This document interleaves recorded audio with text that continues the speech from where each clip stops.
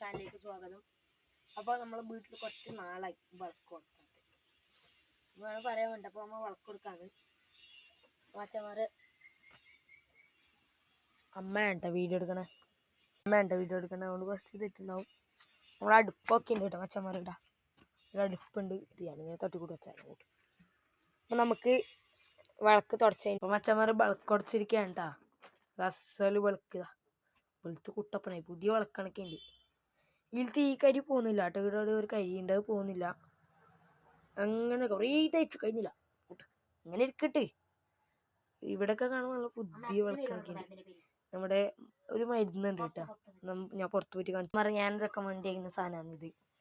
ഇതാ ഷെജിയാസ് brass wash.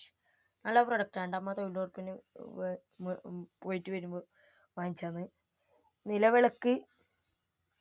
നിലവിളക്ക്, പിച്ചള, ഓട്ടുപാത്രങ്ങൾ, ഗ്യാസ് സ്റ്റൗ, സൈക്കിൾ റിം, സ്റ്റീൽ പാത്രങ്ങൾ, വാർപ്പ്, ഉരുളി എന്നിവ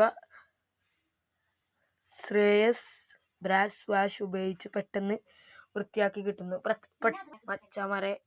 അപ്പോൾ എനിക്ക് ഏറ്റവും അഭിമാനം എൻ്റെ സ്കൂളിലത്തെ ഒരു കുട്ടി മാപ്പിളപ്പാട്ടാണെന്ന് തോന്നുന്നു. മാപ്പിളപ്പാട്ട് ഇനി സംസ്ഥാനത്തുണ്ടാവും.